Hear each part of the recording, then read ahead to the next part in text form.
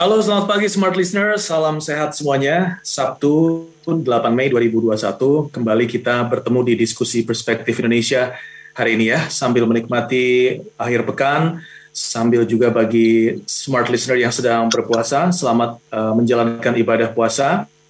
Kemudian juga sambil menyimak diskusi yang bisa kita katakan sedang hangat-hangatnya. Mungkin tidak populer di grassroots begitu ya, tapi bila kita katakan sekarang ini sedang ada satu demam, itu gara-gara kripto. Nah, ini semua orang sedang menjadi perbincangan, semua orang sedang menjadi pembahasan begitu ya. Untuk itu kita angkat dengan tema kita di Perspektif Indonesia hari ini, uang kripto. Selamat pagi Pak Erwin. Selamat pagi. Baik, kemudian ada Pak Tongham L. Tobing, Kepala Satuan Tugas Waspada Investasi OJK. Pak Tongham, selamat pagi Pak. Jaki. Baik, selanjutnya ada Mas Wildan Ramadan, Business Development Specialist Indodex. Mas Wildan, pagi, apa kabarnya? Ya, pagi, baik. Baik, dan selanjutnya ada Mas Nailul Huda, peneliti Indef. Selamat pagi, Mas Nailul. Pagi, Mas Eki. Baik, semuanya. Sudah di absen satu-satu sengaja karena kita tidak bertemu secara langsung. Kita masih menerapkan protokol kesehatan, Smart Listener. Kita live via Zoom dan juga bisa didengarkan langsung di beberapa kota di Indonesia, ada di Jakarta tentunya, di Manado, Makassar, Banjarmasin, Balikpapan, Surabaya, Palembang, Medan, Pekanbaru, dan juga Yogyakarta. Dan juga perbincangan kita pada pagi hari ini akan diulang kembali, disiaran ulang di hari Minggu besok, dan bisa disimak kembali. Kita awali perbincangan mengenai tema kita, uang kripto, perlukah segera diregulasi ini, dengan kita melihat bahwa apa urgensinya sehingga harus diregulasi. Saya awali dengan Pak Tongham terlebih dahulu dari Kepala Satuan Tugas Waspada Investasi OJK. Silakan Pak Tongham, apakah memang ada urgensi agar segera diregulasi atau karena memang seluruh dunia beberapa negara juga sudah ikut untuk memikirkan lebih serius mengenai mata uang cryptocurrency ini? Silakan Pak. Ya, terima kasih Pak Jeki. Yang saya hormati Mas Erwin, Mas Wildan, Mas Nailul Huda, dan rekan-rekan kami dari OJK di sini, dan juga dari rekan-rekan yang hadir, serta pendengar yang berbahagia. Kami dari Satgas Waspada Investasi mohon diberikan waktu sebentar, kami akan menyampaikan materi kami, Pak Jeki ya. Baik, silakan Pak. Oke, mengenai uang kripto ini, kalau kita lihat di CoinMarketCap itu ada beberapa yang memang sangat besar perdagangannya dan market cap-nya. Kita lihat ada Bitcoin, kemudian juga ini ada ini ya, ada tayangan. Kemudian ada Ethereum, ada Binance Coin, kemudian Dogecoin dan XRP. Nah, koin-koin ini memang sangat fluktuatif dalam harga. Itu kalau kita lihat fluktuasi harganya itu sangat tinggi, sehingga memang bisa kita lihat bahwa ini adalah sesuatu yang sangat berisiko tentunya. Risikonya tinggi. Kalau kita lihat perkembangan uang kripto perlu menjadi perhatian. Karena apa? Karena memang tidak ada regulator yang mengawasi. Artinya kripto ini merupakan suatu barang atau jasa atau komoditi yang memang perlu pengawasan dari regulator. Kemudian tidak ada yang memastikan keamanannya. Kemudian juga harganya sangat fluktuatif dan berpotensi mengakibatkan kerugian yang signifikan bagi investor. Dan juga tidak ada kepastian hukum. Kemudian juga saat ini memang aset kripto itu dikategorikan sebagai subjek dari kontrak berjangka (Bapepti), di mana saat ini aset kripto ini tengah berkembang luas di masyarakat dan merupakan komoditi yang layak dijadikan subjek kontrak berjangka. Beberapa regulasi saat ini mengenai uang kripto ini, kalau kita lihat di dalam undang-undang tentang mata uang, ini bukan merupakan mata uang. Jadi ada larangan untuk menggunakan kripto sebagai alat pembayaran di Indonesia. Kemudian juga kalau kita lihat undang-undang pasar modal, undang-undang 8 tahun 95, ini bukan efek. Karena efek itu adalah surat berharga, yaitu surat pengakuan hutang, surat berharga komersil, saham, obligasi, dan lain-lainnya. Jadi juga bukan merupakan surat berharga. Nah, kalau kita lihat di Undang-Undang 3297 tentang perdagangan berjangka komoditi yang diubah dengan Undang-Undang 10 2011, ini merupakan komoditi. Yaitu di sana didefinisikan komoditi adalah semua barang, jasa, hak, dan kepentingan lainnya. Dan setiap derivatif dari komoditif yang dapat diperdagangkan dan menjadi subjek kontrak berjangka. Kalau kita lihat dari sisi OJK, stance OJK mengenai virtual currency ini adalah bahwa memang virtual currency bukan merupakan produk sektor jasa keuangan. Kemudian di dalam peraturan OJK nomor 18 tahun 2016 tentang penerapan manajemen risiko bagi bank umum, perbankan harus menerapkan manajemen risiko pada setiap produk dan kegiatan usaha bank. Sementara virtual currency ini justru memiliki unsur spekulasi yang sangat tinggi. Demikian juga di dalam peraturan OJK 12 tahun 2017 tentang penerapan anti pencucian uang dan pencegahan pendanaan terorisme di sektor jasa keuangan, ini juga pelaku usaha bertanggung jawab untuk melakukan analisis secara berkala penilaian risiko tindak pidana pencucian uang atau pendanaan terorisme terkait nasabah dan lain-lain. Virtual currency ini tidak memiliki data nasabah tentunya, database-nya sehingga rawan digunakan untuk money laundering. Dan OJK dengan tegas melarang semua lembaga jasa keuangan untuk menggunakan dan memasarkan produk yang tidak memiliki legalitas izin dari otoritas terkait, termasuk dalam hal ini produk berupa uang kripto atau cryptocurrency. Kita lihat saat ini memang kripto ini diatur di Indonesia oleh Bapepti, yang kita lihat sudah ada 13 calon pedagang fisik aset kripto. Salah satunya Indodax, ada Pak Wildan di sini. Ini kita lihat ada pengaturan-pengaturan, tapi yang diatur itu adalah perdagangannya, bukan kriptonya. Nah, ini jadi kita ke depan mungkin akan dibangun infrastruktur mengenai transaksi perdagangan yang saat ini masih sedang dibangun, termasuk bursanya. Kemudian kita lihat yang menarik adalah bahwa kondisi kripto ini disalahgunakan juga oleh para pelaku-pelaku penipuan yang ada di Indonesia saat ini. Kalau kita lihat dari Satgas Waspada Investasi, beberapa penipuan dengan modus aset kripto. Yang pertama kita lihat ada jual beli aset kripto di Indonesia tanpa izin dari Bapepti, dilakukan oleh entitas di luar negeri. Jadi kita lihat contohnya kegiatan-kegiatan di Yubi, Huobi, kemudian Binance yang ada di Indonesia, itu kita minta supaya mereka tidak melakukan kegiatan di Indonesia, walaupun memang ini borderless sebenarnya, karena bisa diakses oleh siapapun. Tetapi apabila mereka melakukan kegiatan di Indonesia dan pada saat itu Huobi dan Binance itu membuka perwakilan di Indonesia tanpa izin, kita blokir dan kita minta mereka untuk mengurus izin. Nah, ini juga sangat tegas kita dari Satgas Waspada Investasi untuk memberikan pemahaman bahwa setiap orang yang berusaha di Indonesia, setiap perusahaan harus ada izin. Binance yang sudah sangat besar namanya, Huobi juga yang sangat besar namanya, tidak boleh beroperasi di Indonesia kalau mereka tidak ada izin, dan kita blokir. Kemudian juga banyak juga yang mengaku sebagai exchanger coin atau cryptocurrency menggunakan aplikasi sendiri untuk jual beli koin. Jadi mereka itu menduplikasi contohnya sertifikat tanda pendaftaran PSE dari Kominfo, mengatakan terdaftar di Bapepti, terdaftar di OJK. Ini modus-modus yang pernah kita temukan. Kemudian menjanjikan keuntungan tetap, fixed income dari jual beli penambangan koin. Ada yang menawarkan 1% per hari. Ada yang menawarkan kalau umpamanya dapat member-member baru diberikan rumah, mobil, aset-aset yang lain. Nah ini modusnya. Kemudian juga mereka menggunakan skema piramida.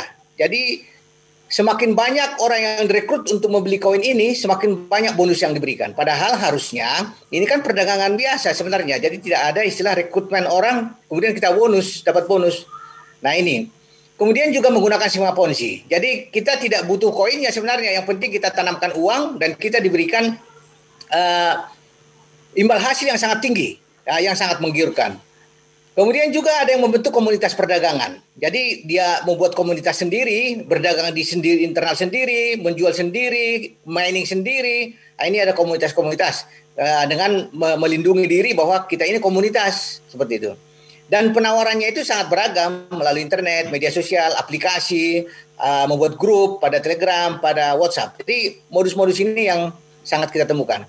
Ada beberapa contoh kita lihat ya yang menarik ya, walaupun sangat banyak sebenarnya yang kita hentikan kegiatannya.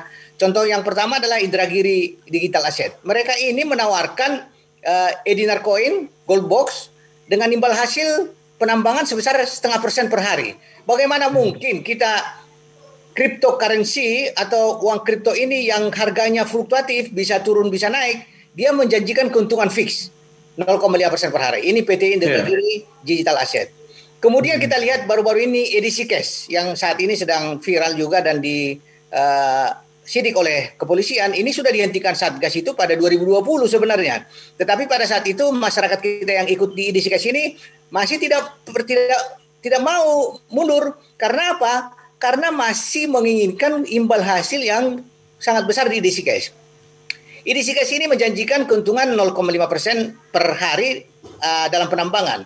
Jadi memang masyarakat kita ini punya banyak koin IDCKS, tetapi koinnya kan tidak ada laku.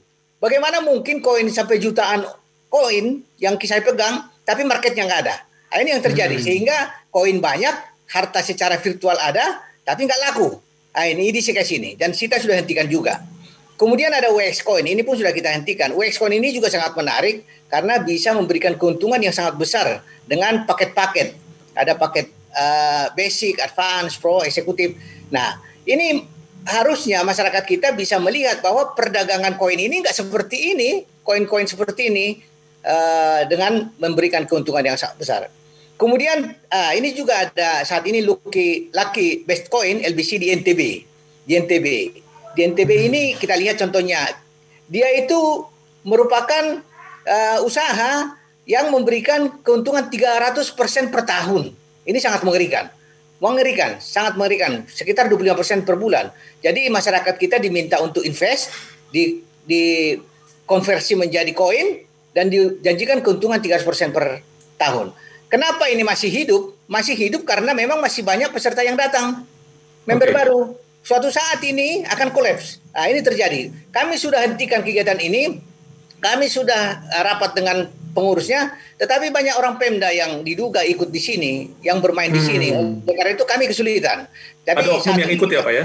Ya banyak yang ikut. Sehingga kami sudah menyampaikan surat juga ke Kapolda di NTB untuk segera melakukan penyidikan terhadap perkara ini. Karena ini bubbling ini, suatu saat kerugian masyarakat akan semakin besar. Jadi mendingan kita hentikan sekarang. Ini jadi banyak sekali yang menentang kegiatan-kegiatan di Satgas Waspada Investasi dengan mengatakan bahwa Satgas ini menghalang-halangi kami mendapatkan uang. Iya benar. Uang didapat dari kerugian. Kemudian presentasinya menarik, tapi kita harus jeda terlebih dahulu. Tapi saya juga harus sampaikan ke smart listener karena presentasi yang disampaikan Pak Tongam via Zoom ini juga sangat menarik. Ada satu presentasi yang khusus bagi Anda yang sedang mendengarkan via Smart FM. Anda juga bisa menyimak langsung live kita di YouTube Radio Smart FM sehingga terlihat secara jelas yang disampaikan. Kita harus break sebentar Pak Tongam, Mas Wildan, Mas Nailul, dan Pak Erwin juga. Setelah jeda yang berikut ini, tetap bersama kami di Perspektif Indonesia. Tetaplah bersama Perspektif Indonesia, kerjasama Smart FM dan Populi Center.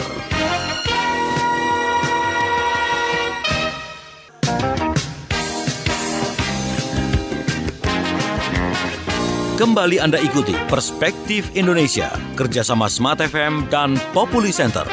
Perspektif Indonesia, inspirasi bagi kemajuan Indonesia.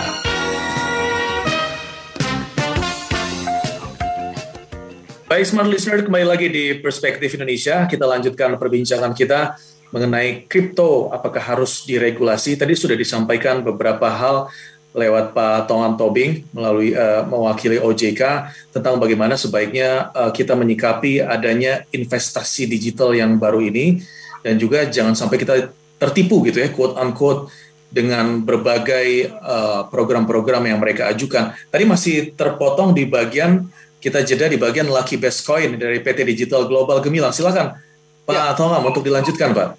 Terima kasih Pak Jaki. Kami lanjutkan bahwa digital aset ini memang cenderung saat ini dimanfaatkan oleh para pelaku penipuan untuk memanfaatkan ketidaktahuan masyarakat kita mengenai virtual aset ini. Jadi masyarakat itu diiming-imingi dengan investasi, menawarkan koin-koin dengan menghasilkan uang. Nah, tadi sudah sampai kita katakan ada LBC, kemudian ada Raja Koin juga. Baru-baru ini kita sudah rilis di siaran pers Satgas Waspada Investasi pada 5 Mei bahwa ada Raja Koin saat ini yang memberikan bunga dalam staking reward-nya sampai 21% per bulan. Ini tidak masuk akal. Bagaimana mungkin suatu cryptocurrency bisa memberikan keuntungan yang fix dalam investasi? Ini menjadi perhatian masyarakat kita bahwa saat ini masyarakat kita diintai oleh para pelaku untuk mengambil keuntungan dengan memanfaatkan tadi ketidaktahuan masyarakat mengenai virtual aset ini. Kemudian tadi mengenai apakah perlu regulasi, kami sangat mengharapkan sebenarnya regulasi yang ada, tetapi ini jangka panjang regulasi ini, karena kita lihat dalam pembentukan undang-undang tentunya membutuhkan waktu yang sangat panjang. Apa yang bisa kita lakukan dalam waktu singkat dan dalam waktu dekat adalah edukasi sebenarnya. Jadi edukasi ke masyarakat ini yang paling penting saat ini kita lakukan, yaitu masyarakat agar waspada terhadap penawaran uang kripto yang saat ini sedang marak, karena bagaimanapun juga sasarannya adalah masyarakat kita di Indonesia tentunya. Jadi edukasi ke masyarakat merupakan prioritas utama kami dari Satgas dan kita tentunya semua. Kemudian juga kita menyampaikan kepada masyarakat bahwa virtual currency bukan merupakan investasi keuangan yang memiliki regulasi, tidak ada. Kemudian perdagangan uang kripto lebih bersifat spekulatif karena memiliki risiko yang sangat tinggi. Nah, ini kalau kita katakan antara abu dan berlian ini sebenarnya kripto ini. Apalagi ada kripto-kripto yang baru muncul. Nah, ini memang sangat spekulatif. Baik. Kemudian juga kita lihat keuntungan yang fix dalam kripto ini adalah sesuatu yang tidak masuk akal. Regulasi juga penting. Regulasi yang menurut kami dalam rangka perlindungan hukum bagi masyarakat dalam bertransaksi ini penting kita lakukan. Kemudian juga untuk memberikan kepastian hukum bagi perkembangan usaha aset kripto dan juga memfasilitasi inovasi, pertumbuhan dan perkembangan aset kripto. Kita ingin Indonesia punya aset kripto yang mendunia, itu artinya. Tetapi perlu regulasi di dalam kripto itu. Demikian Pak Jaki. Baik Pak Tongam, terima kasih. Saya lanjut ke Pak Erwin Haryono selaku Kepala Departemen Komunikasi Bank Indonesia. Pak Erwin, dari apa yang disampaikan Pak Tongam tadi, sebelumnya kita juga menyimak Anda sempat menyampaikan bahwa bila dikatakan urgensinya belum ada dan masih akan melihat dulu dari negara-negara lain. Hal ini juga masih dilakukan ya Pak ya? Masih melihat perkembangan dari negara-negara lain untuk bisa juga diterapkan di Indonesia begitu? Ya, makasih Mas Zaki. Juga makasih Bang Tongam. Tadi luar biasa sekali penjelasannya ya. Sangat clear, sangat detail. Warningnya juga sangat jelas bahwa sebagai alat investasi, cryptocurrency itu banyak mudorotnya, banyak bahayanya. Bahkan mungkin dalam istilah bahasa Inggris disebut sebagai Ponzi scheme gitu ya. Sebetulnya itu pada dasarnya itu penipuan. Gitu. Sebelum masuk kepada stance Bank Indonesia, mungkin ada sedikit salah terminologi gitu pada saat mereka menamakan ini cryptocurrency gitu. Karena pada dasarnya kan dia tiba-tiba menciptakan uang ya. Tidak ada underlying aset apapun dan kemudian dia mengharapkan itu sebagai currency, sebagaimana namanya gitu, sebagai alat pertukaran. Tapi bagaimana mungkin cryptocurrency yang tadi Pak Tongam dengan bagus mengatakan fluktuasinya luar biasa dengan janji-janji yang tidak masuk akal menjadi sebuah alat pembayaran pada saat alat pembayaran itu sendiri tidak punya kestabilan gitu. Jadi saya sih merasa cryptocurrency ini salah nama gitu karena dia bukan currency pada dasarnya ya. Nah, atau dia menginginkan untuk menjadi currency begitu ya Pak ya? Iya, tapi kan tidak mungkin misalkan kita berjualan misalkan kita mau jualan beras gitu dengan mata uang yang fluktuasinya luar biasa, ya nggak mungkin masa harga beras berfluktuasi setiap jam gitu kan. Jadi in itself sebetulnya dia bukan currency gitu. Dalam pengertian kestabilan tadi itu. Jadi kan fungsi uang itu kan ada medium of exchange, tidak mungkin dia menjadi medium of exchange pada saat dirinya sendiri sebenarnya digunakan sebagai payment systems dan kemudian dia berfluktuasi sedemikian parahnya gitu. Nah, yang kedua ada undang-undang sebetulnya. Jadi kami tidak pernah mengatakan akan menunggu dulu sebetulnya Pak Zaki. Dari sejak awal beberapa mungkin sekitar 7 tahunan yang lalu bahkan Bank Indonesia dengan tegas mengatakan sebagai alat pembayaran. Karena Bank Indonesia kan sekarang otoritas sistem pembayaran, Pak Tongam kan otoritas keuangan termasuk investasi di dalamnya. Saya lagi sebagai otoritas sistem pembayaran dengan sangat tegas Bank Indonesia mengatakan bahwa cryptocurrency dalam bentuk apapun, bitcoins atau yang lain, koin-koin yang tadi disampaikan oleh Pak Tongam tidak syah sebagai alat pembayaran. Dan itu sudah ada undang-undangnya yang disebut sebagai undang-undang mata uang. Tadi Pak Tongam juga sudah mengatakan. Dengan sangat simpel mengatakan mata uang yang syah di negara ini, di Republik ini adalah hanya rupiah. Dan dengan demikian, any currency, mau bitcoins, mau dinar mungkin selama yang kemarin pernah jadi heboh juga, dia bukan alat pembayaran yang syah. Dan penggunaan mata uang yang bukan rupiah itu bahkan ada sanksi pidananya. Itu sangat clear mengatakan. Jadi dari undang-undang ini saja kami dari Bank Indonesia mengatakan sebagai alat pembayaran, cryptocurrency ini bukan alat pembayaran yang syah gitu. Dan ada sanksi pidananya. Nah, tetapi kemudian kan yang berkembang seperti tadi dengan sangat bagus dijelaskan oleh Pak Tongam, cryptocurrency yang salah nama tadi itu kemudian digunakan sebagai alat investasi. Nah, Bank Indonesia juga walaupun bukan otoritas investasi beberapa kali mengatakan warning ini masyarakat hati-hati gitu. Kenapa? Tadi Pak Tongam dengan jelas mengatakan seperti itu. Jadi kan begini, pada saat seseorang menerbitkan cryptocurrency, kan dia tidak ada underlying aset sama sekali. Tiba-tiba dia out of nothing dia menciptakan sebuah uang gitu. Dan kemudian karena mereka bilang tidak akan penambahan, kemudian ada supply demand, kemudian dia berusaha meng-create demand dengan janji-janji yang tadi itu. Nah, dengan supply yang tetap, dengan demand yang diharapkan naik, diharapkan nilainya itu naik, tapi hanya supply demand semata-mata tanpa ada underlying aset sama sekali. Beda kan Mas Zaki dengan saham. Saham itu kan ada performance perusahaannya, ada profit di situ yang sudah menjanjikan keuntungan, dan kemudian pada saat saham sebuah perusahaan itu diperdagangkan di bursa, ada underlying asetnya, yaitu activities dari perusahaan itu sendiri. Kalau cryptocurrency kan nggak ada gitu. Bagaimana mungkin orang percaya bahwa tidak ada aktivitas ekonomi, tapi kemudian dia menjanjikan pendapatan yang tetap seperti yang disampaikan Pak Tongam tadi. Itu nggak masuk akal aja gitu. Nah, kalau nggak penipuan, nah apalagi gitu. Nah, sehingga sebagai alat investasi, ya memang mengkhawatirkan. Tetapi yang sudah kredibel sekalipun semacam Bitcoin gitu ya. Bitcoin kan sudah diperdagangkan di seluruh dunia dan sekarang menjadi keranjingan juga orang beli Bitcoin. Sebetulnya kan bahkan Bitcoin sendiri pun tidak ada underlying asetnya karena dia tiba-tiba saja menciptakan uang gitu. Dan karena orang percaya bahwa nilainya ke depan akan naik, entah kepercayaan dari mana gitu, dan kemudian orang berebut membeli Bitcoin, dengan sendirinya harganya naik karena demand walaupun dia baseless gitu, tidak ada dasarnya gitu. Jadi saya ingin menegaskan kembali, yang pertama sekali lagi terima kasih Pak Tongam sebagai alat investasi, dia tidak masuk akal bahkan cenderung penipuan, dan dengan demikian harus diberantas gitu, dan ada Satgas Waspada Investasi yang dipimpin Pak Tongam yang luar biasa. Tapi yang lebih penting, stance Bank Indonesia dari sejak awal clear mengatakan bahwa cryptocurrency in any kind itu tidak sah sebagai alat pembayaran di Republik Indonesia. Apakah pengaturannya diperlukan? Kalau dalam hal pembayaran tidak perlu lagi ada pengaturan tambahan, karena Undang-Undang Mata Uang itu sudah sangat clear mengatakan, sudah sangat jelas mengatakan alat pembayaran yang sah di Indonesia itu satu-satunya hanya rupiah. Jadi kalau dari sisi pembayaran sih saya kira sudah sangat clear gitu. Peraturannya ada dan dengan jelas mengatakan tidak bisa digunakan sebagai alat pembayaran. Mudah-mudahan menjawab pertanyaannya Mas Zaki. Itu sampai kapanpun ya Pak Erwin ya? Sampai kemudian Undang-Undang Mata Uang itu diganti. Dan yang membuat Undang-Undang Mata Uang itu kan bukan Bank Indonesia juga gitu. Itu pemerintah dan DPR gitu. Ya kalau kita melihat begitu banyaknya minat, tiba-tiba ada minat yang begitu melonjak, begitu besar, mungkin saja dirubah, tapi tetap seperti yang Pak Erwin sampaikan tadi, sampai dirubah oleh dari pemerintah sendiri begitu ya? Betul, dan saya kira tidak ada urgensi untuk mengubah itu gitu. Jadi kalau kemudian ada mata uang lain yang berlaku dari Republik ini kan masalah kredibilitas dari rupiah sebagai simbol negara, sebagai simbol kedaulatan kayak gitu.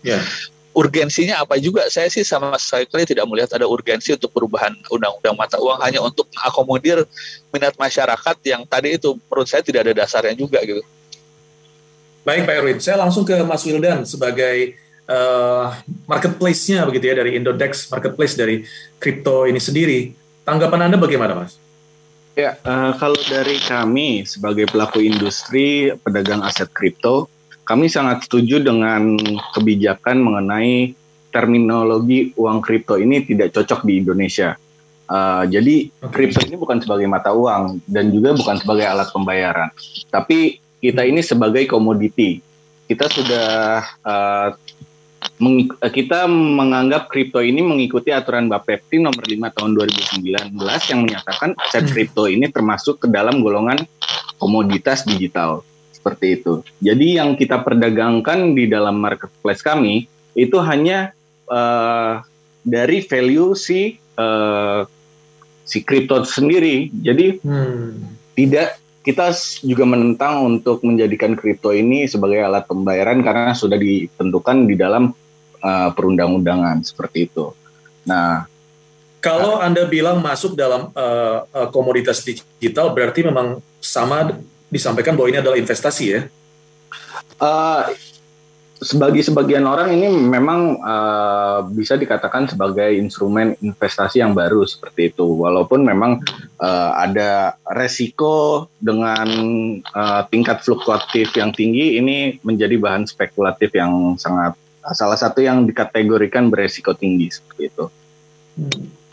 Ya, jadi menurut kami dari pedagang aset kripto untuk peraturan sebagai payment itu sudah jelas dilarang. Namun yang ingin kita regulasikan adalah bagaimana membangun ekosistem kripto ini dari mulai perdagangannya bagi para pelaku pasar seperti kami pedagang aset kripto maupun bagi nasabah yang ingin membeli aset kripto. Karena kalau boleh sedikit cerita mengenai hadirnya ekosistem kripto di Indonesia ini sangat membawa dampak besar terutama di sektor perekonomian. Ini kita membicarakan di tahun 2021 awal ini mulai banyak orang yang menggemari kripto. Nah, kemudian di bulan ini saja volume transaksi itu mencapai 2 triliun dalam waktu 24 jam. Itu baru dari satu koin kripto bernama Dogecoin. Nah, kita melihat ini sebuah potensi yang sangat besar.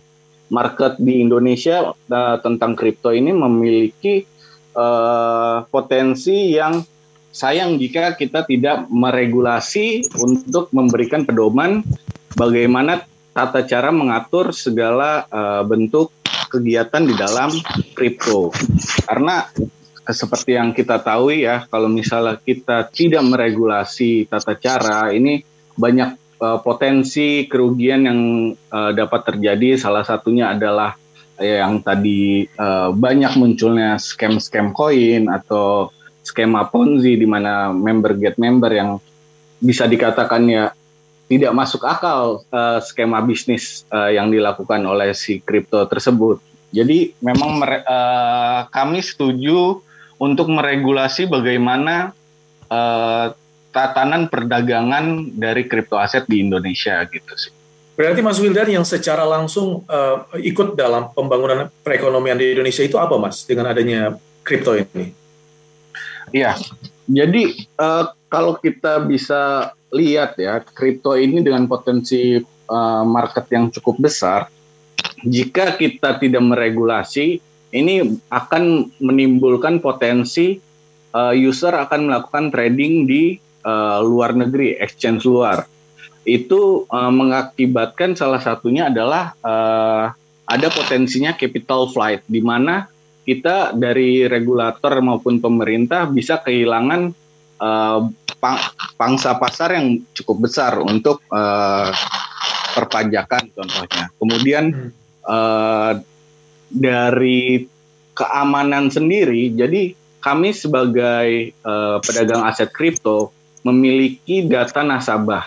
Jadi ketika nanti orang user ini melakukan transaksi di luar, kemudian terjadilah transaksi yang mencurigakan atau melanggar hukum, itu data-data dari user itu tidak bisa dilacak oleh pemerintah karena data tersebut disetorkan kepada perusahaan di luar.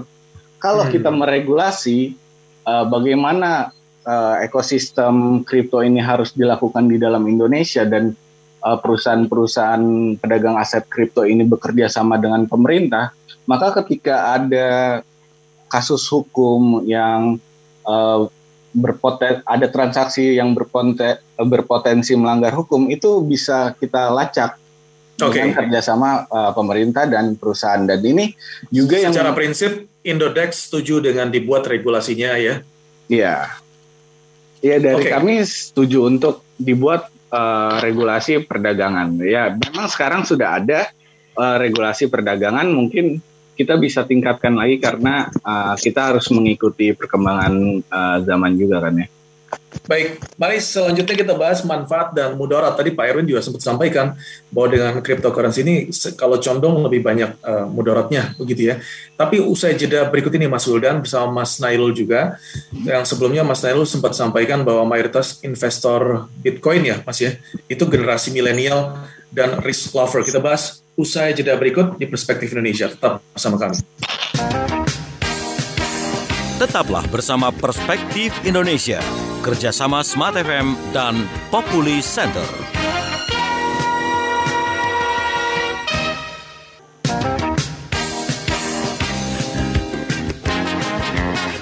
Kembali Anda ikuti Perspektif Indonesia, kerjasama Smart FM dan Populi Center.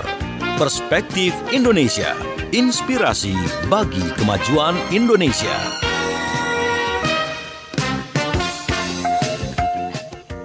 Selamat pagi, selamat bergabung bagi Smart Listener yang baru saja ikut di Perspektif Indonesia. Di pagi hari ini, tepatnya di hari Sabtu 8 Mei 2021 ini, kita membahas mengenai uang kripto, perlukah segera diregulasi. Kita sudah berbicara, berdiskusi dari awal jam 9 tadi dengan Pak Erwin Haryono, Kepala Departemen Komunikasi Bank Indonesia, kemudian ada Pak Tongham L. Tobing, Kepala Satuan Tugas Waspada Investasi OJK, dan sebelumnya ada Mas Wildan Ramadan, Business Development Specialist dari Indodex, dan juga nanti kita akan mendengarkan pendapat dari Mas Nailul Huda, peneliti Indef. Tadi sebelumnya kita break saat Mas Wildan juga masih dalam penjelasan. Saya juga menitipkan satu pertanyaan tadi ya mengenai mudarat dan manfaat begitu ya Mas Wildan. Kalau kita lihat atau kita rangkumlah dari apa yang disampaikan Pak Erwin dan juga Pak Tongham tadi, ada beberapa kekurangan loh dari cryptocurrency ini, seperti fluktuasi yang tinggi, kemudian juga tidak memiliki legalitas dan bank sentralnya, kemudian juga yang ketiga bisa dikatakan rawan peretas atau hacker. Ini benar-benar high risk sekali ya, Mas Wildan ya. Jadi kalau kita katakan ini sebagai komoditi untuk digital dan orang menganggap ini sebagai investasi, tapi juga bisa kehilangan sebegitu cepatnya ya. Ya, jadi sebenarnya kripto ini memang memiliki resiko cukup tinggi. Namun kita juga harus mengetahui bahwa di beberapa proyek kripto yang memang sudah terregulasi juga. Jadi memang sudah ada regulasi di mana Bapepti mengeluarkan list koin-koin yang sudah bisa diperdagangkan di Indonesia. Itu melalui standar dan juga observasi terhadap proyek yang memiliki, salah satunya standarisasinya adalah market cap yang cukup besar, kemudian ranking di salah satu website di mana dia mengevaluasi setiap proyek itu harus dia masuk ke dalam top 500 dunia. Kemudian juga kita lihat dari bagaimana bisnis model si proyek itu dilakukan, dan itu sudah tertuang di dalam peraturan Bapepti, sehingga lahirlah sekitar 200 koin yang diperdagangkan di Indonesia yang menjadi referensi bagi masyarakat untuk memilih koin tersebut sebagai membeli koin tersebut. Dan juga kita juga mengeluarkan list 13 perusahaan yang sudah terdaftar di Bapepti sebagai tempat marketplace yang bisa disarankan kepada masyarakat untuk menghindari scam atau fraud yang sudah dibicarakan di pembahasan sebelumnya gitu. Jadi kita dan Indodex salah satunya ya. Dan Indodex salah satunya, dan saya merekomendasikan untuk melakukan jual beli aset kripto di Indodex. Oke.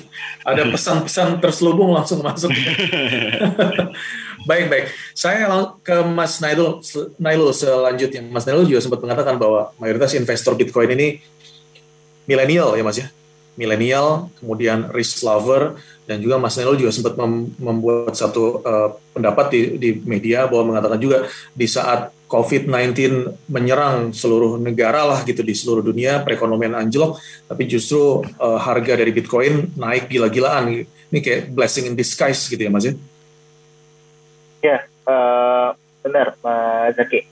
Mungkin tadi saya ingin coba untuk menjelaskan apa sih yang lover gitu kan, dan milenial gitu kan. Nah, kalau kita lihat memang untuk pasar saham itu ada beberapa pemain pasar saham yang pindah ke aset kripto nih. Ini yang menarik nih sebenarnya Mas Zaki. Jadi ada beberapa perpindahan dari kan untuk pemain pasar saham kita kan banyak nih, kita ada perpindahan ataupun dia juga berinvestasi di pasar kripto. Ini juga dijelaskan oleh Kepala Bapepti yang salah itu menjelaskan bahwa memang ada sekarang ini untuk investor di pasar kripto itu lebih tinggi mungkin ya dibandingkan sama pasar saham. Nah ini potensi juga benar dikatakan Mas Wildan, ini sangat potensial untuk diatur dan diberikan keleluasaan lebih apabila ingin memang untuk menginvestasikan di aset kripto. Nah, yang kedua itu mengenai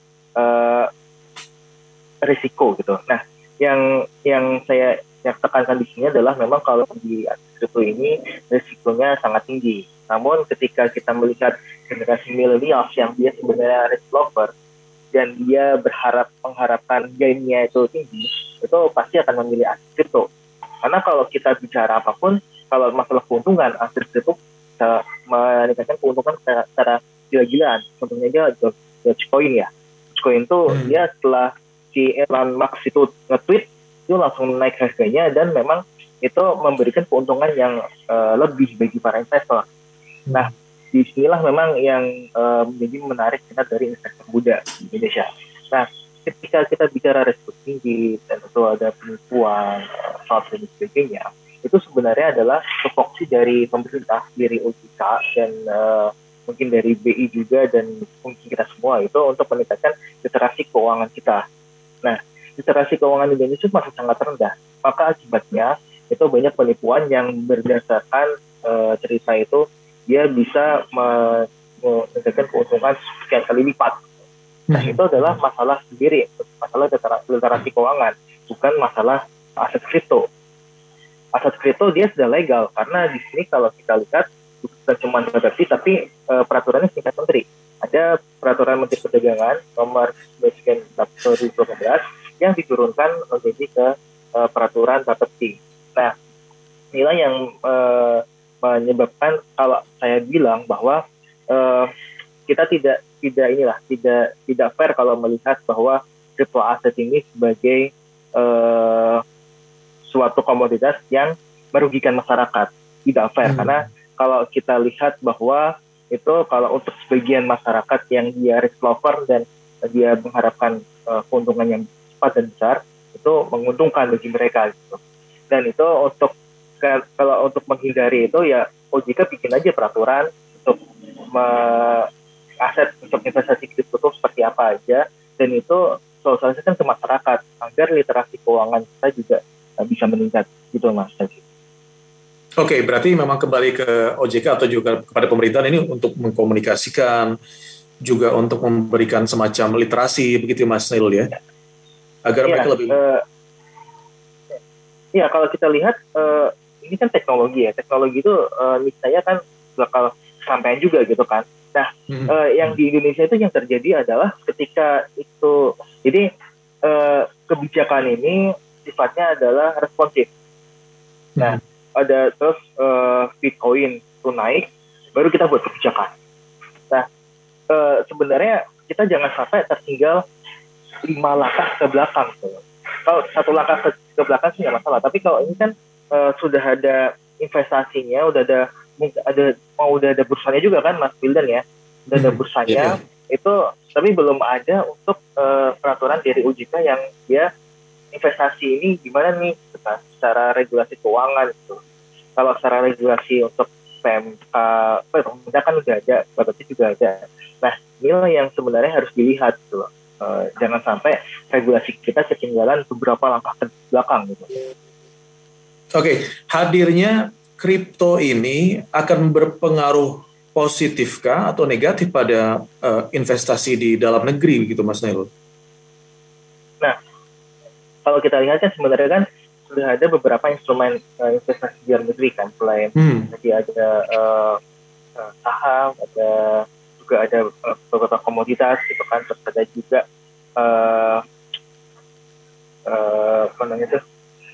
keuangan asing. Nah, itu kan beberapa instrumen keuangan gitu kan. Nah, hadirnya cryptocurrency ini memberikan pilihan lain bagi investor untuk menanamkan uangnya gitu loh. Bukan cuma di saham doang atau di emas gitu contohnya gitu. Tapi kita ada melihat bahwa investor ini diberikan suatu alternatif baru berupa aset kripto yang itu otomatis semakin banyak pilihan itu akan semakin bagus sebenarnya, karena kan kalau kita lihat kan kalau semuanya dari beberapa alternatif yang sudah ada itu ternyata bisa menyangkut 4.000 contoh ya, 4 juta investor. Dengan adanya aset ini kan pasti kan akan bertambah kan. Investornya itu bisa jadi bertambah 2 juta orang apa gitu. Mana gitu. Jadi kayak semacam ini memperbesar skop dari investor. Oke. Berarti kalau dikatakan tadi Pak Tongam atau juga Pak Erwin mengatakan dengan fluktuasinya yang tinggi sampai tidak masuk akal, kita kembalikan kepada mereka yang ingin bermain dengan ini, begitu ya? Iya, ya, itu mereka pasti akan menghitung resikonya kan. Investor ini pasti akan menghitung resikonya, dan kita lihat bahwa sebenarnya price volatility yang terjadi itu dalam jangka pendek. Tapi dalam jangka panjang, lihat Bitcoin dia naiknya, kalau kita lihat data itu Bitcoin itu sangat gila sih ini, harganya kan sangat melonjak banget kan. Terlebih pada Oktober sampai ke Februari itu bisa naiknya gila-gilaan gitu loh. Nah itu, tapi kalau ketika dibilang jangka pendek itu masih volatile, tapi kalau dalam jangka panjang ini sangat menarik gitu. Contohnya buktinya aja banyak yang ini kan, yang banyak yang jadi saham dia akhirnya beli juga di mana, di crypto aset gitu. Nah, pasti kan mereka kan logika juga. Gitu.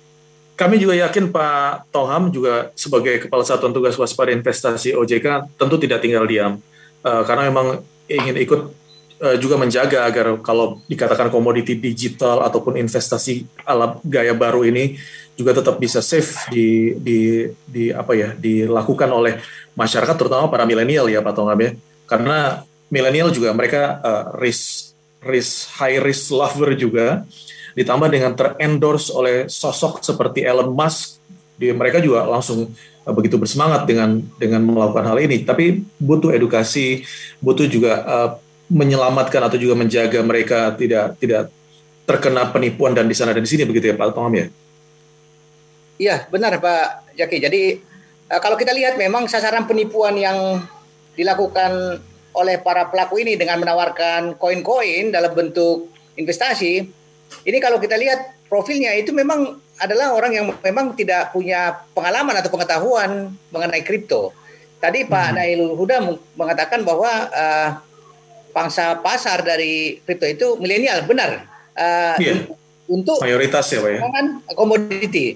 Tapi penipuan-penipuan ini korbannya itu banyak orang-orang yang tidak tahu apa-apa, orang tua. Kemudian kalau kita lihat LBC di NTB, itu petani yang beli kripto. Bayangkan coba, untuk apa mereka beli kripto? Kenapa? Karena diiming-imingi dapat 300% per tahun. Jadi memang akan sangat berbeda pasarnya. Pasar penipu itu ke masyarakat yang orang-orang tua, pasar yang perdagangan ke masyarakat yang milenial. Nah, jadi menarik, tadi sangat benar Pak Erwin sudah mengatakan bahwa rupiah harga mati. Ini cryptocurrency tidak sebagai alat pembayaran. Benar, sangat benar. Dan saya yakin memang itulah yang perlu kita sampaikan hari ini, bahwa konteks kripto dalam mata uang itu tidak mungkin ada regulasi, akan sangat sulit. Tetapi dalam perdagangan, perdagangan ini dalam rangka perlindungan masyarakat terhadap perdagangan ini yang perlu memang regulasi-regulasi, bahwa ada pengaturan untuk menertibkan para pedagang dan juga para masyarakat kita, ada perlindungan terhadap mereka. Jadi regulasi di bidang perdagangannya. Baik, berarti masyarakat juga harus tahu ya Pak Tongam, bahwa kan ada 13 dari marketplace untuk kripto itu yang sudah disahkan gitu oleh Bapepti gitu ya Pak ya? Itu calon pedagang sebenarnya masih, karena sekarang ini memang sangat sulit di Indonesia. Kita mungkin Pak Windan nanti bisa menambahkan bahwa infrastruktur perdagangan kripto di kita itu belum ada saat ini, belum, dan itu sangat butuh banyak waktu, dana untuk membangun itu sebenarnya. Jadi sekarang ini hanya pada calon pedagang aset kripto ada 13, dan ini memang diizinkan untuk melakukan perdagangan. Antara lain ada Indodax tadi. Gitu Pak Jaki. Baik Pak Tongam, Bapak-bapak sekalian dan juga smart listener, kita lanjutkan lagi usai break jeda jurnal berikut ini. Tetap bersama kami di Perspektif Indonesia. Tetaplah bersama Perspektif Indonesia, kerjasama Smart FM dan Populi Center.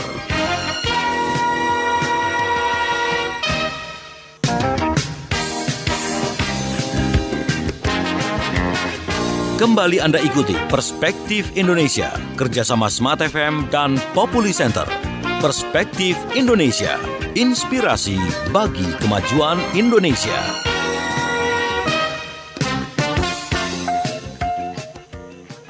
Baik, kembali lagi di Perspektif Indonesia. Kami kembali menyapa seluruh smart listener yang ikut menyimak diskusi kita di hari Sabtu ini. Uang kripto perlukah segera diregulasi?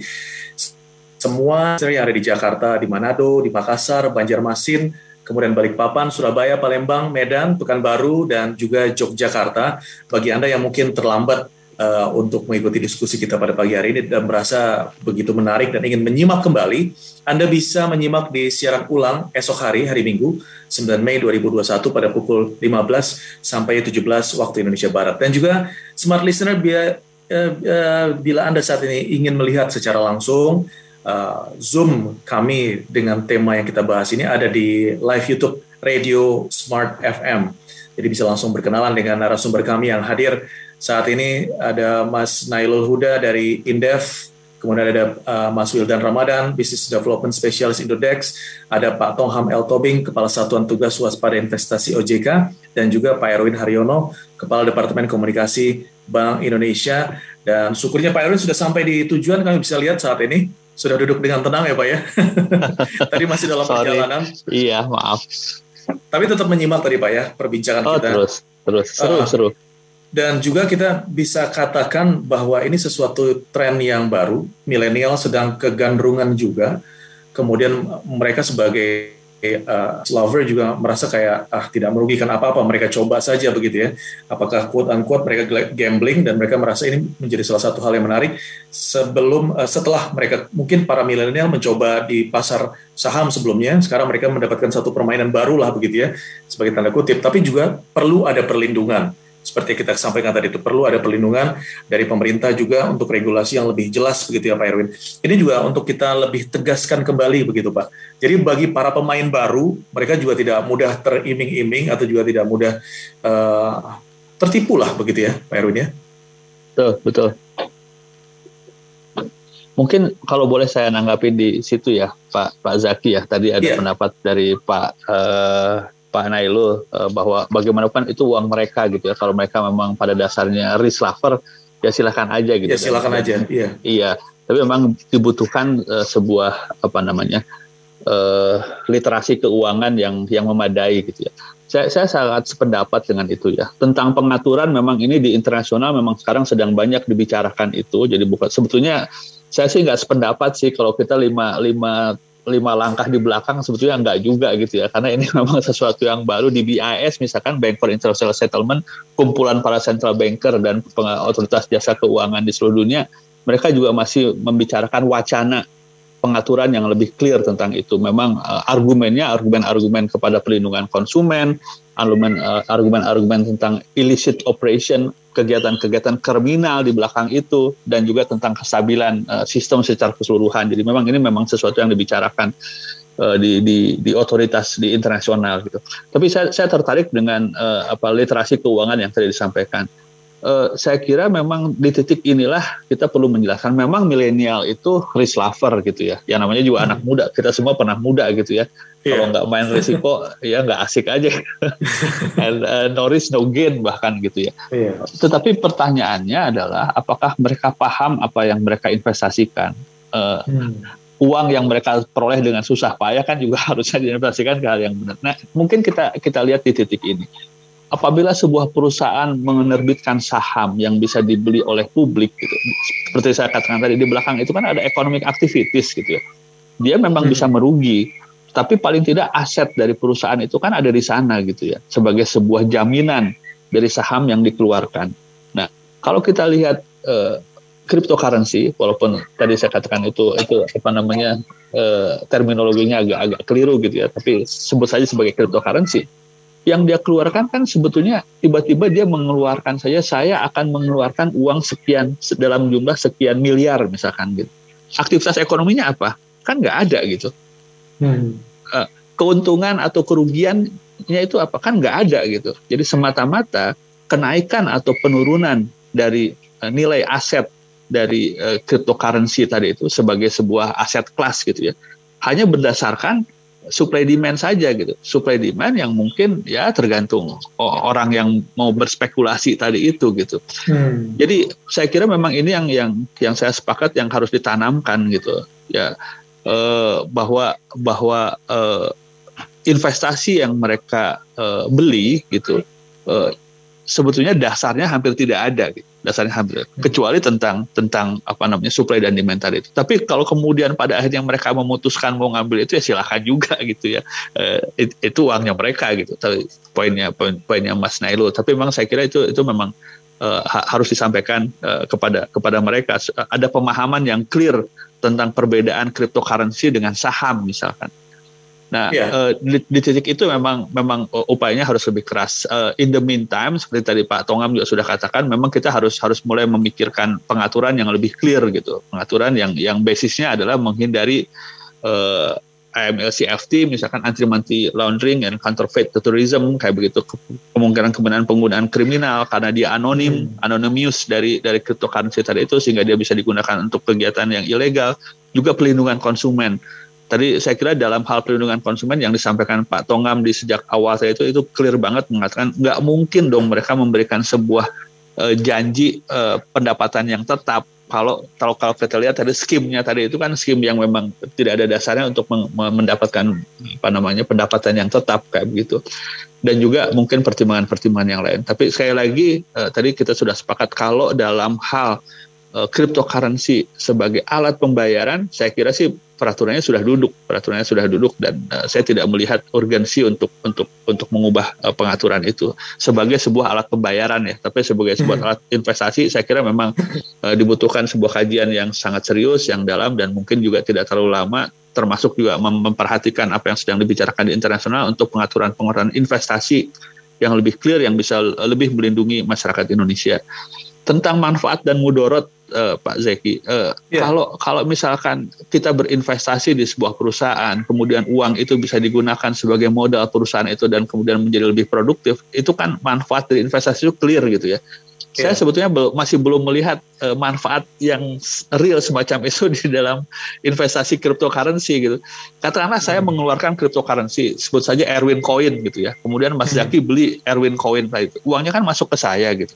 Tapi kan saya tidak punya aktivitas ekonomi yang clear gitu. Ya dia sebagai alat investasi gitu. Saya kira itu juga menjadi salah satu pertimbangan pada saat kita bikin regulasi.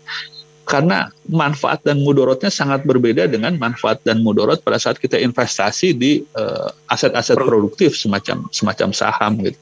Mungkin saya ingin menambahkan itu saja, Mas Eki. Baik Pak Erwin, bisa langsung ditanggapi nih Mas Wildan apa yang disampaikan Pak Erwin tadi. Please acknowledge us gitu ya, terutama smart listener atau seperti saya sendiri yang masih sangat awam dengan hal ini, dan ternyata kita tertarik gitu. Tapi kita saat mau memasukkan atau kita mau ikut dalam Bitcoin atau cryptocurrency ini, kita sendiri merasa selain tidak safe, kita juga gamang dan belum paham begitu. Ya, jadi untuk para listener yang ingin join di dalam bermain cryptocurrency atau aset digital ini, itu ada beberapa himbauan yang harus disadari oleh para pemain yang ingin bergabung. Salah satunya adalah pertama, kita harus memahami profil resiko dari diri kita sendiri. Seperti seberapa besar toleransi kita terhadap kerugian yang didapatkan dari bermain aset digital, apakah itu 10% atau 5% dari modal. Kemudian kita juga harus men-set goal berapa besar keuntungan yang ingin kita dapatkan. Jadi kita harus memahami diri kita sendiri dengan tentunya mengetahui kalau kripto ini memiliki fluktuasi harga yang sangat tinggi.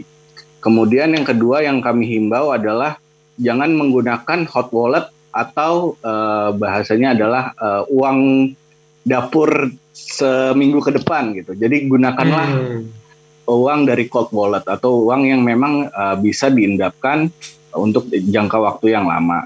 Jadi itu tidak mengganggu. Oh beda itu Pak. Jadi menggunakan uang yang memang tidak untuk kebutuhan sehari-hari. Mas Wildan, Oke, selesaikan dulu Mas, silakan. Ya. Yang ketiga, himbauan yang paling penting adalah kita mengenali kripto aset yang ingin kita beli. Ya, salah satu referensinya yang sudah saya sebutkan dan saya ingin tegaskan kembali adalah kripto yang sudah di list Bapepti. Karena kripto yang sudah list Bapepti ini sudah melalui standarisasi yang cukup ketat dan juga telah diobservasi baik itu dari Bapepti bekerja sama dengan para exchange. Jadi di sini kita tidak akan merekomendasikan koin-koin yang memiliki skema seperti yang Pak Tongam jelaskan di penjelasan sebelumnya, yang memiliki skema tidak jelas, terus habis itu terindikasi penipuan, itu tidak akan pernah bisa masuk ke dalam list Bapepti. Jadi cara aman adalah kenali koin, kemudian setelah itu mereferensikan koin ini kita cocokkan dengan list yang ada di Bapepti seperti itu. Dan yang keempat adalah pembeliannya ini dilakukan di 13 pedagang aset kripto. Oke, Mas Wildan, seperti apa nih kalau lihat fakta di lapangan aktif trader di Indonesia ini? Seberapa banyak mereka saat ini? Oke, untuk active trader memang dari demografi saya setuju dengan Pak Nailul ya. Kalau banyak sekali trader di Indonesia ini, bahkan di dunia mungkin datang dari kalangan milenial karena mereka lebih cukup melek teknologi, familiar dengan teknologi, karena ini kripto ini sedikit sulit, sedikit harus paham dengan teknologi untuk melakukannya seperti itu. Nah, kemudian di Indonesia sendiri seperti yang saya katakan sebelumnya, itu jumlah trader di Indonesia sangat signifikan peningkatannya di tahun 2021 ini. Dari satu aset kripto saja sudah sampai 2 triliun volume trading dalam waktu 24 jam. Itu belum ditambahkan dengan hampir 200 koin listing yang ada di Bapepti, itu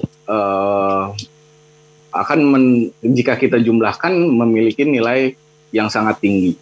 Kemudian Mas, bagaimana dari Indodex terutama ya, Anda bisa menjelaskan bagaimana dari Indodex untuk menjelaskan kepada para trader, mungkin mereka yang baru bergabung, bahwa jangan memilih yang ini dan yang itu, yang A dan B, karena ini terlibat misalnya pencucian uang atau bahkan sampai terorisme. Apakah Anda mengetahui informasi seperti itu?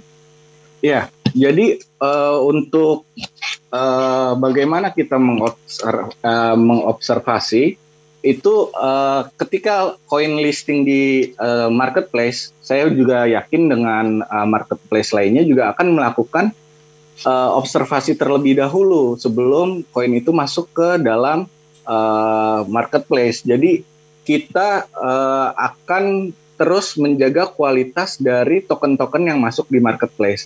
Kita juga akan mengedukasi bagaimana token itu berjalan, menjalankan bisnisnya, karena sebenarnya token itu tidak atau koin itu tidak serta-merta tidak ada underlying, karena sekarang ini sudah berkembang seperti ada koin yang di backup oleh emas atau koin yang di backup oleh perak. Itu sebenarnya sudah ada mulai skema seperti itu, walaupun memang kebanyakan koin yang terdapat di dunia ini adalah utility token atau bersifat kegunaan.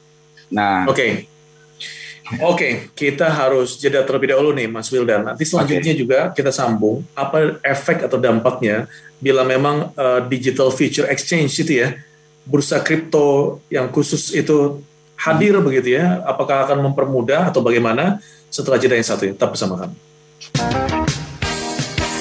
Tetaplah bersama Perspektif Indonesia, kerjasama Smart FM dan Populi Center.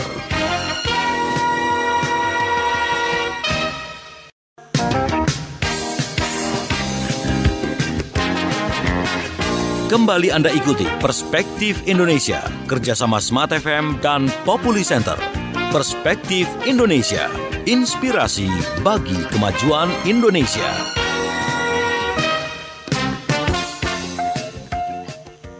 Kembali lagi di Perspektif Indonesia, kita lanjutkan diskusi kita pada pagi hari ini. Saya ke Mas Nailul Huda terlebih dahulu dari Indef ya, bahwa dikatakan bahwa aset kripto, ada sebagian yang mengatakan bahwa aset kripto memiliki potensi besar untuk berkembang di Indonesia. Saya kira Mas Nailul pun juga sepakat untuk hal ini ya. Dan sudah selayaknya aset kripto ini diperdagangkan, tapi melalui mekanisme bursa. Bila mekanisme ini dilakukan, ini mulai dari mana sih Mas? Gitu. Apakah memang kita harus sepakat bersama pemerintah dan juga para pelaku marketplace juga sepakat bahwa ini adalah potensi besar dan kita harus embrace begitu? Atau dari mana ya nih Mas? Ya, kalau kita lihat kan peraturannya sebenarnya udah ada nih Mas Zaki kan. Untuk BPT ini udah mengeluarkan peraturan dan itu memang untuk tindak lanjutnya itu memang akan ada bursa kripto gitu kan. Nah, mungkin saya akan memulai dari tadi Pak Erwin juga mencontohkan, Pak Tongam juga menyebutkan juga literasi keuangan. Nah, memang sangat penting banget untuk literasi keuangan kita apabila ingin kita menginginkan kalau ya kita potensi gede lah untuk kripto ini. Namun ketika memang literasi keuangan kita masih rendah, memang yang ditakutkan yang terjadi penuh begini gitu. Nah mungkin inilah yang pertama itu harus dibenahi oleh pemerintah bahwa sosialisasi ataupun untuk program peningkatan literasi keuangan itu harus ditingkatkan. Nah sampai saat ini kita untuk literasi keuangan non digital aja itu hanya 37%. Apalagi itu untuk literasi yang dikatakan literasi keuangan secara digital. Nah, bukan cuma aset kripto aja sebenarnya, kalau penipuan secara digital ini banyak sekali yang penipuan secara digital yang memang merugikan gitu kan. Let's say pinjaman online ilegal istilahnya gitulah. Nah, ini kan masalah klasik banget sebenarnya kan kalau kita bicara mengenai pinjol ilegal ini yang tidak kunjung selesai oleh pemerintah. Ketika pinjol ini ditutup, itu akan ada lagi pinjol lainnya. Pinjol ini ditutup, akan ada lagi pinjol lainnya. Inilah yang harus kita hindari apabila untuk aset kripto ini secara legal dan diatur oleh OJK juga sebagai aset investasi. Gitu. Jadi mungkin saya akan mulai dari situ keuangan. Dan yang kedua itu memang untuk sebuah sistem tadi yang sebagai Mas Bintang juga bagus ketika itu Bapak mengeluarkan beberapa list untuk mata uang kripto mana saja yang bisa dijual belikan di Indonesia, terus melalui dagang yang mana saja, gadget dan sebagainya. Nah itu mungkin lah yang nanti bersama-sama Bapepti, OJK, Bank Indonesia ataupun dari pemain atau dari industri dan kawan-kawannya itu bisa untuk melakukan alternatif investasi yang ada di Indonesia, uang aset kripto gitu loh. Dan resikonya ini keuntungan yang didapatkan ini dengan syarat dan sekian lagi. Oke, baik. Memang harus disampaikan itu ya Mas ya, supaya ada kejelasan terutama bagi pemain yang baru begitu ya, bentuk investasi. Tapi juga kalau saya kembali lagi ke Pak Erwin, bagaimana Pak? Apakah ini masih bisa kita kategorikan sebagai investasi? Ini juga bagi smart listener yang baru bergabung ya. Karena kalau kita tadi kita bandingkan underlying dari sebuah saham perusahaannya berkembang terus, oke, ini bisa menjadi investasi untuk kita. Tapi untuk seperti cryptocurrency ini bisakah? Are we there yet gitu Pak? Pertanyaan terbesarnya di Indonesia ini, are we there yet gitu untuk bisa memahami atau juga kita kita anggap inilah dia investasi masa depan kami begitu ya, terutama bagi orang-orang yang menengah ke bawah atau bahkan tergiur untuk bisa mendapatkan yang lebih dari apa yang mereka berikan begitu. Mungkin kalau kita kembali ke basic ya, fungsi uang itu apa gitu ya. Itu kan sebagai medium of exchange tadi itu, Indonesia dengan undang-undang mata uang mengatakan bahwa cryptocurrency tidak bisa digunakan sebagai medium of exchange karena peraturannya sangat clear mengatakan bahwa yang syah di Republik ini sebagai alat pembayaran medium of exchange itu hanya rupiah yang diterbitkan oleh Bank Indonesia. Bahkan Bank Indonesia sekarang sudah masuk kepada Undang-Undang Dasar 45 dan seterusnya gitu ya. Di situ clear gitu. Tapi juga kan fungsi uang yang lain adalah store of values. Itu yang disebut sebagai investasi tadi itu. Kalau saya tadi ada kelebihan uang, saya pengen uangnya itu tidak berubah nilainya, saya bisa taruh itu, saya beli tanah, beli rumah, atau itu disebut sebagai real assets, atau beli financial assets gitu. Financial assets emang lebih dinamis ketimbang real asset, karena real asset kan capital gain atau kenaikan harga dari investasi itu sendiri kan tidak secepat financial asset. Tapi kalau kita lihat financial asset yang tradisional, itu kan financial asset yang dikeluarkan oleh sebuah lembaga ekonomi, katakanlah perusahaan. Tadi contoh yang paling clear tentu saja saham gitu. Saham yang dikeluarkan oleh perusahaan karena dia punya economic activities, dia ingin menambah aktivitasnya, dia tidak punya modal cukup, ke bank mungkin dia terkena suku bunga ketinggian mungkin ya, kemudian dia mengeluarkan saham yang kemudian dari sisi kita sebagai masyarakat kita bisa memiliki saham, share di dalam perusahaan itu dengan membeli saham karena memang ada economic activities-nya. Nah, itu yang memang sangat berbeda dengan pengertian investasi dalam pengertian store of values dari kita tadi itu pada saat cryptocurrency ini muncul sebagai sebuah aset class gitu. Karena dia tidak punya economic activities gitu. Nah, kalau kita lihat Bitcoins itu kan memang dia muncul di sekitar 2008, 2009 ya. Tapi kan sebetulnya pengertian cryptocurrency itu sendiri kalau kita rujuk di sejarahnya bahkan kriptografi yang awal-awalnya itu bahkan sejak tahun 83 itu sudah ada istilah kriptografi gitu. Karena ada pertukaran uang melalui format digital yang harus dikriptonize supaya dia aman gitu. Tapi kemudian menjadi booming pada saat Hashimoto mengeluarkan itu di 2008 2009 gitu ya. Pada saat itu kan dia dengan Bitcoin itu sebetulnya dia memunculkan sebuah teknologi yang luar biasa yang disebut sebagai blockchain. Gitu. Jadi blockchain itu sebagai platform teknologi di mana tidak dibutuhkan lagi peran pihak ketiga di situ gitu. Pihak ketiga itu kan misalkan dalam hal ini bank gitu. Kalau Mas Zaki punya uang, saya butuh uang, Mas Zaki kan tidak percaya kepada saya karena ada problem trust di sana. Trust yang diselesaikan oleh pihak ketiga yaitu bank. Jadi uangnya Mas Zaki masuk ke bank kemudian masuk ke saya. Nah, dengan kemunculan dengan kemunculan sampai lupa tadi DLT blockchain sebagai DLT distributed ledger technology, trust itu diselesaikan oleh platform gitu. Karena harus membutuhkan verifikasi dari semua orang yang terlibat di sana. Jadi saya tidak bisa mangkir. Kalau Mas Zaki pinjamkan uang ke saya melalui platform blockchain tadi itu, platform itu sendiri yang akan menyelesaikan problem trust yang tadinya diselesaikan oleh pihak ketiga yaitu bank. And to some extent sebenarnya central bank pada saat dia mengeluarkan uang. Jadi teknologinya sendiri ini teknologi yang luar biasa gitu, karena dia breakthrough gitu. Karena kan kehadiran pihak ketiga itu kan ada biayanya. Nah, pada saat itu kemudian Hashimoto mengeluarkan Bitcoins yang karena kalau ada problem trust yang diselesaikan tadi dan dia berjanji jumlah Bitcoins yang dia keluarkan itu tidak akan ditambah-tambah dan kemudian orang mencoba-coba teknologi yang baru itu kemudian muncul demand, muncullah kemudian harga yang luar biasa gitu. Karena ada demand-nya tadi itu. Karena orang percaya bahwa platform teknologi itu tidak akan mangkir kepada janjinya untuk menambah jumlah currency. Dengan demikian supply-nya kan tetap tuh. Dengan supply yang tetap, dengan demand yang bergeser, harganya naik, yaitu hukum ekonomi yang biasa gitu. Kemudian Bitcoin menjadi populer dan kemudian orang muncul lagi mengeluarkan coins yang lain. Belakangan bahkan ada yang disebut sebagai stable coin. Dalam Bitcoin tadi itu kan dia menciptakan uang out of nothing gitu ya. Hanya karena platform teknologinya tadi itu. Muncul kemudian yang baru yang disebut sebagai stable coins. Kalau pernah dengar Libra, dulu Facebook pengen mengeluarkan Libra gitu. Dia sebetulnya cryptocurrency juga, cuman ada backupnya. Backupnya yaitu uang-uang yang dikumpulkan, hard currencies. Jadi kita beli Libra dengan dolar, dengan Swiss franc atau dengan euro dan sebagainya. Dia sebetulnya cryptocurrency juga, cuman ada backupnya. Kalau si Bitcoin itu kan tidak ada.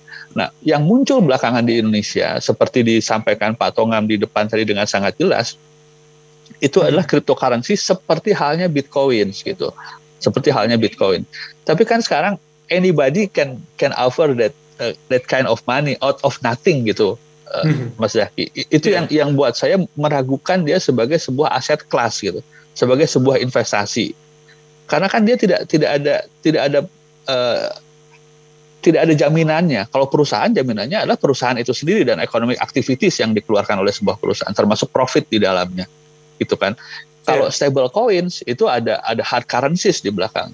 Tapi kalau initial coin offering yang sekarang muncul di Indonesia dengan menerbitkan berbagai macam, itu kan sebetulnya tidak ada dasar. Jadi kalau saya, tapi ini pendapat pribadi ya, kalau saya punya uang, karena saya sudah sangat kerja keras dan kemudian saya punya uang dan ada selisih dari uang yang tidak saya belanjakan, saya pengen investasikan, saya tidak akan berani naruh uang saya itu ke dalam aset yang memang tidak ada dasarnya gitu.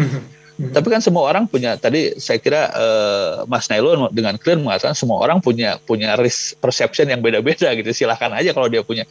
Kalau saya berdasarkan itu sangat meragukan itu, apalagi dengan janji-janji fixed income seperti yang disampaikan Pak Tongam. It's just impossible gitu. Itu satu hal. Kalau ditanyakan apakah investasinya cukup menjanjikan. Kalau buat saya belum. Kalau saya belum, karena dia tidak ada base-nya. Sekarang yang isu yang kedua adalah manfaat ekonomi. Apabila tadi saya kasih contoh, misalkan pemerintah mengeluarkan obligasi karena dia ingin membangun infrastruktur, tapi mungkin kemampuan fiskalnya tidak cukup kuat, kemudian dia menerbitkan surat berharga negara (SBN), kemudian orang kemudian menginvestasikan uangnya ke dalam SBN, itu kan clear karena penjaminnya pemerintah, karena ada economic activist yaitu membangun infrastruktur. Kalau perusahaan mengeluarkan saham, seperti saya bilang tadi, karena kan dia pengen nambah aktivitas, karena tidak punya uang, dia menawarkan, mau nggak kamu punya saham di perusahaan saya? Itu kan ada economic activities-nya.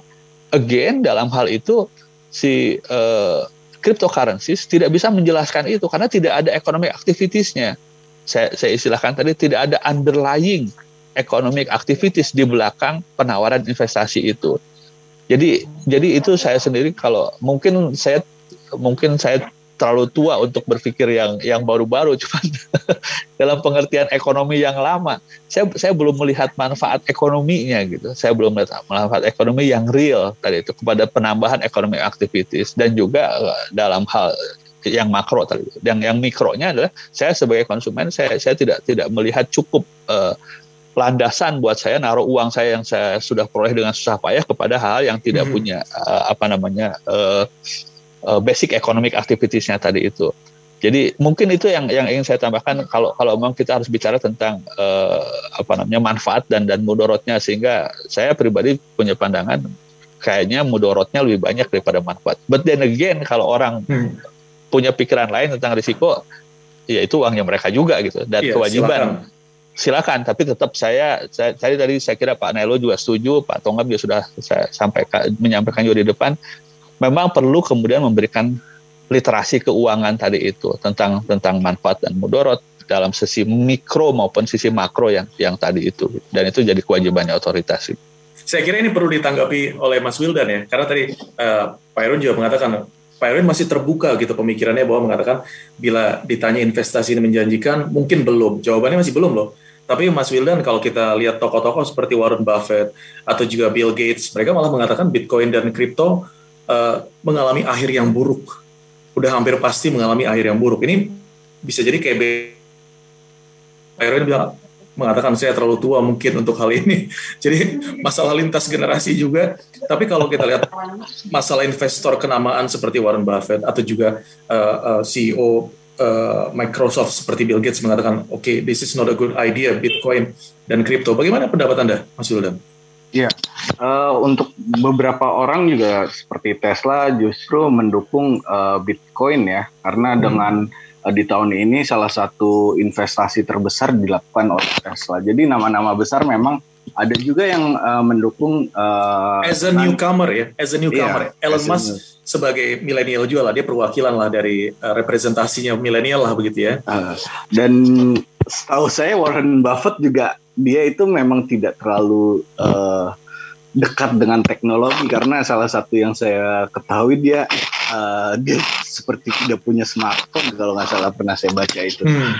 Jadi memang tidak terlalu dekat dengan teknologi, sehingga menyatakan kalau Bitcoin tidak cocok untuk investasi masa depan seperti itu. Jadi itu balik lagi ke orang. Namun yang ingin saya tekan klarifikasi di sini untuk kasus-kasus seperti koin Bitcoin atau Dogecoin yang memang itu fully decentralized crypto, memang pergerakan harga ditentukan oleh demand and supply, benar-benar pure di situ.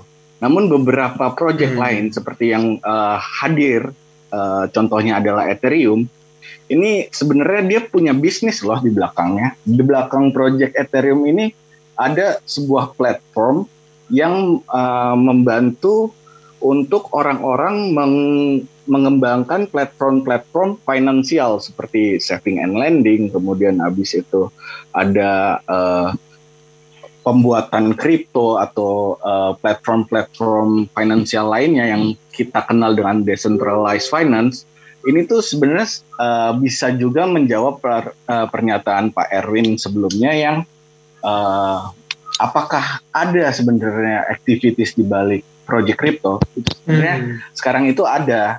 Nah, oleh karena itu yang kembali lagi saya ingatkan, project-project seperti itu yang memiliki satu komunitas yang kuat di dunia dengan market cap besar, dan kemudian project-project yang sudah diakui memiliki aktivitas bisnis yang jelas.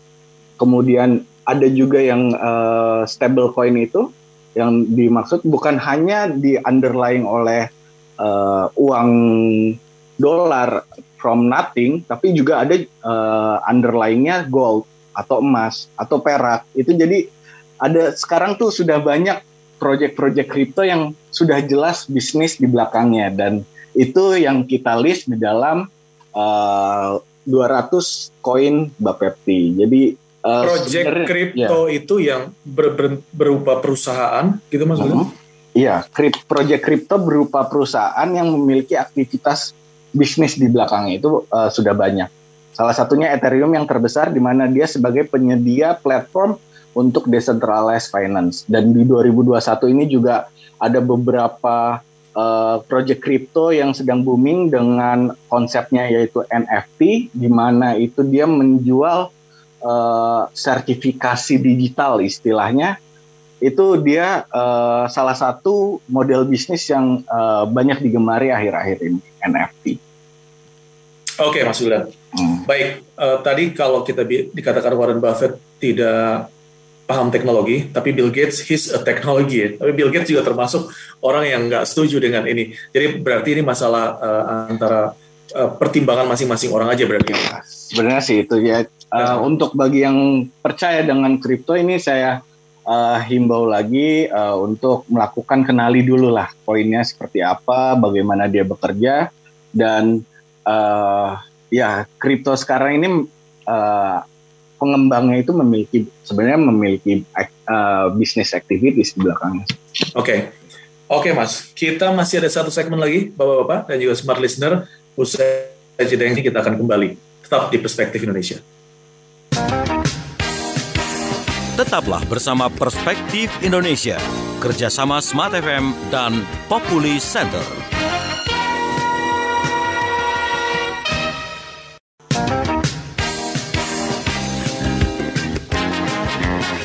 Kembali Anda ikuti Perspektif Indonesia, kerjasama Smart FM dan Populi Center. Perspektif Indonesia, inspirasi bagi kemajuan Indonesia.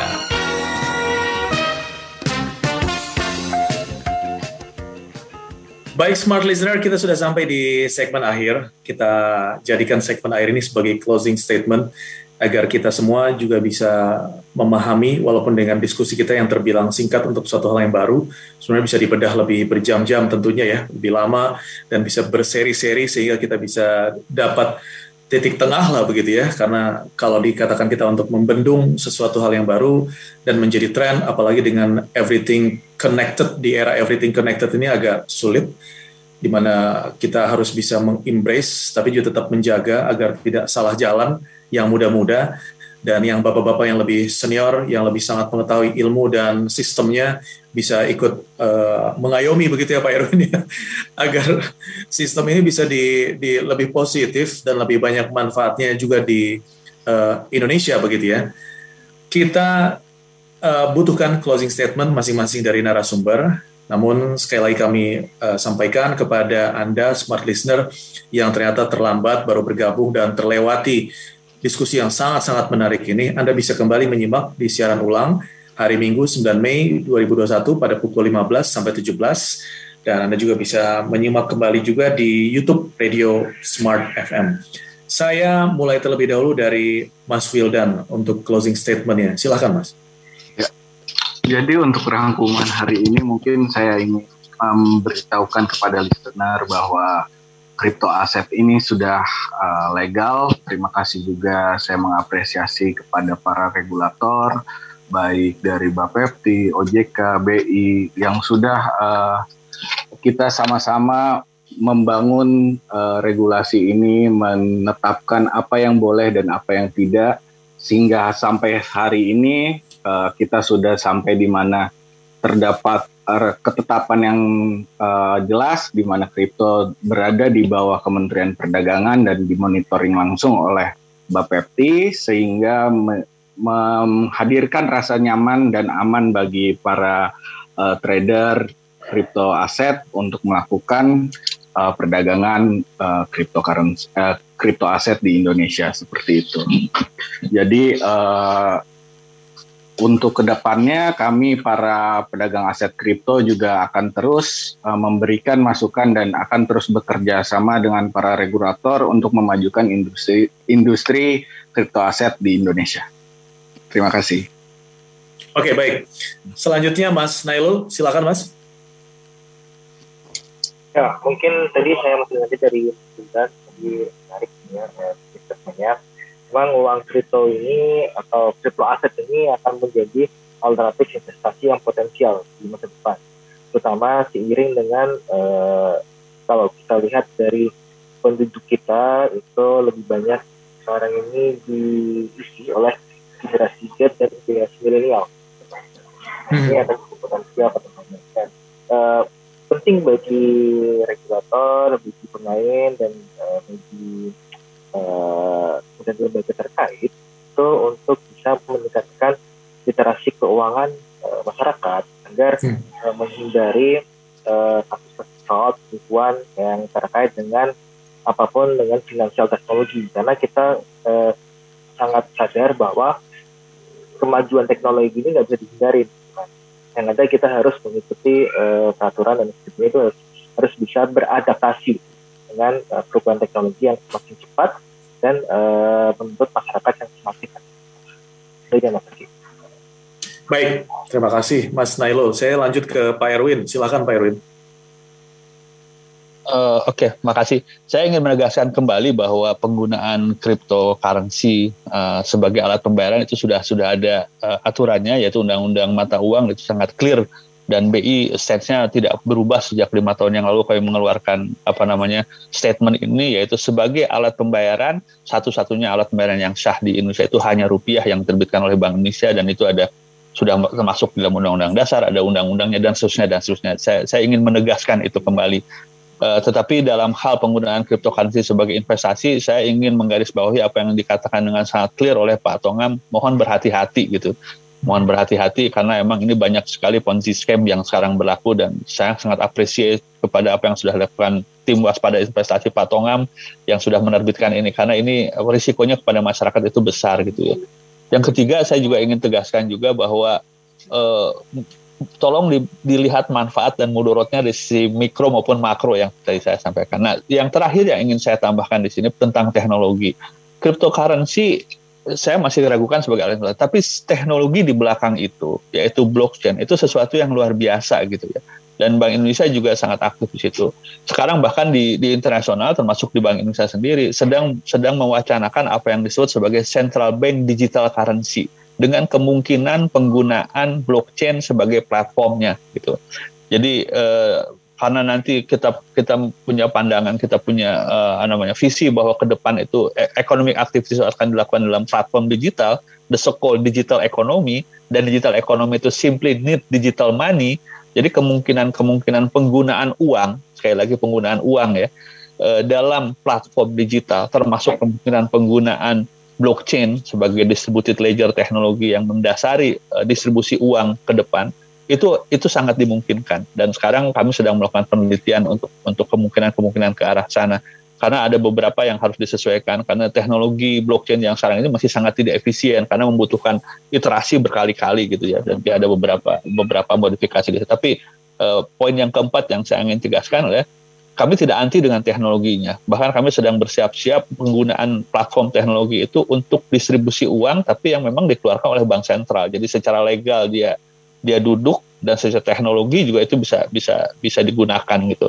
Karena memang kita punya visi ke depan, economic activities itu akan dilakukan secara digital. Mungkin 4 hal itu. Tapi yang kelima, sekali lagi terima kasih ini ada forum semacam ini. Saya sangat senang sekali. Saya juga dapat beberapa masukan dan mudah-mudahan banyak masyarakat mendengarkan sehingga terus apa yang harus kami sampaikan bisa terdeliver. Terima kasih kepada Smart FM. Amin. Terima kasih Pak Erwin. Selanjutnya Pak Tongam, silakan Pak. Terima kasih. Ini sangat luar biasa Mas Erwin tadi. Jadi rekan kami dari Bank Indonesia. Jadi sangat jelas tadi bahwa mata uang rupiah merupakan salah satunya alat pembayaran Indonesia. Lalu dari saya statementnya ada beberapa. Yang pertama adalah bahwa kripto aset ini bukan merupakan produk jasa keuangan. Itu perlu dicatat. Dan seluruh sektor jasa keuangan di Indonesia dilarang menggunakan atau memasarkan kripto aset. Jadi clear.